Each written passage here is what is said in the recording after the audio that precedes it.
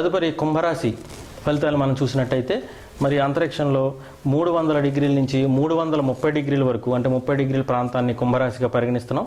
ఈ కుంభరాశి ప్రాంతంలో ఎవరైతే పుట్టుంటారో ఈ 300 నుంచి 360 డిగ్రీలు 30 డిగ్రీల మధ్యకాలంలో పుట్టుంటారో వారు కుంభరాశిగా పరిగణిస్తారు.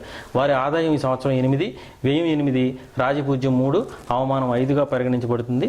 ఈ కుంభరాశి వారిపై ఈ సంవత్సరం యొక్క దుర్ముఖి నామ సంవత్సరంలో గ్రహస్థితిని పరిశీలించినట్టయితే సంవత్సరం అంతా కూడా శుభాశుభ మిశ్రమ ఫలితాలు సిద్ధిస్తాయి.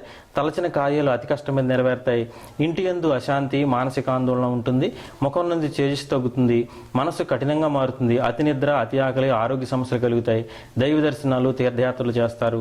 భార్యాభర్తల మధ్య కలహాలు, ఎడబాటు కలగడానికి అవకాశం ఉంది. ధనాదాయానికి లోటు లేదు. మంత్రసిద్ధి, దూరదేశ ప్రయాణాలు, సత్పురుషుల సమాగమము, మహాత్ముల సందర్శనం కలుగుతుంది. రహస్య శాస్త్ర విషయ చర్చ చేస్తారు. మంత్ర ఔషధ రహస్య విచారం కూడా వీరు చేయడానికి అవకాశం ఉంది. ఇకపోతే ఉత్తరార్ధంలో అనుకూలత కలుగుతుంది. రుణవృద్ధి కలుగుతుంది. ఆరోగ్యం అనుకూలిస్తుంది. సర్వకార్య జయం కలుగుతుంది. ఎప్పటి నుంచో నిలిచిపోయినటువంటి భూగృహ నిర్మాణాది కార్యక్రమాలు అనూహ్యంగా సిద్ధిస్తాయి. ఎప్పటి నుంచో ఉన్న సమస్యలన్నీ కూడా తొలగుతాయి. కోర్టు, పోలీసు వ్యవహారాలు చక్కబడతాయి. అడ్డంకులు తొలగుతాయి. శారీరక శ్రమ పెరుగుతుంది. వివాహ శుభకార్యాలు నెరవేరుతాయి. బహుద్రవ్య లాభం కలుగుతుంది. దుర్వ్యయం పెరుగుతుంది. నూతన వాహన లాభం కలుగుతుంది. క్షేత్రాభివృద్ధి, బంధుసుఖము, ఇష్టకార్య సిద్ధి తప్పకుండా కలుగుతుంది. ద్వితీయార్థులకు ద్వితీయార్థం చాలా మంచిది. అవివాహితులకు ద్వితీయార్థంలో అప్రయత్నంగా వివాహాలు అవుతాయి. నిరుద్యోగులకు మంచి ఉద్యోగాలు లభిస్తాయి. రాజకీయ నాయకులకు అప్రయత్నంగా పదవియోగం కలుగుతుంది. పేరు ప్రఖ్యాతులు కలుగుతాయి. వ్యాపారులకి ప్రథమార్థం నిరాశజనకంగా ఉన్నప్పటికీ కూడా ద్వితీయార్థం విపరీత లాభం ఆర్జిస్తారు.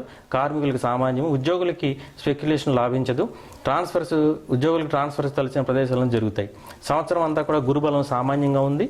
ద్వితీయార్థంలో ధనార్జన కలుగుతుంది. దుర్వ్యయం కలుగుతుంది. శని బలం ద్వితీయార్థంలో బాగుంది. ఏకాదశి స్థాన శనిచే సర్వకార్య జయం కలుగుతుంది. ఆయాచిత కార్యసిద్ధి, బహుద్రవ్య లాభము, రాజ్యాధికారము, రత్నాభరణ సంప్రాప్తి కూడా ఈ సంవత్సరం ప్రత్యేకంగా కలుగుతుంది. వీరికి రాహుకేతు బలం కూడా సామాన్యంగా ఉంది. భార్యాపుత్రుల కలహము, ఇంటా బయట సమస్యలు, దైవ దర్శనాలు ఉన్నప్పటికీ కూడా వీరు పుణ్యతీర్థ గమనాలు చేస్తూ సత్పురుషుల సమాగంతో మంత్రసిద్ధితోటి విరాజిల్లుతారు. ఇకపోతే వీరి అదృష్ట సంఖ్య 8, 5, 6 మిత్ర సంఖ్యలు. ప్రతి నెల 8, 17, 26 తేదీలు బుధ శుక్రవారం కలిసినట్టయితే మంచి శుభాన్ని పొందుతారు.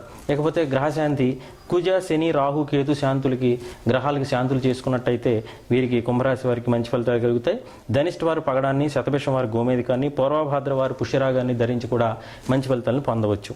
సప్తముఖి, అష్టముఖి, షష్టదశముఖి ధరించి వీరు మంచి ఫలితాలు పొందవచ్చు. కుంభరాశి వారికి ఈ సంవత్సరం కూడా చాలా అనుకూలమైనటువంటి కాలంగానే పరిగణించబడుతుంది. మరి ఈ యొక్క గ్రహశాంతులు, ఈ యొక్క అదృష్ట రత్నాలు కూడా ధరించి వీరు మంచి ఫలితాలు పొందుతారని ఆశిస్తున్నాం.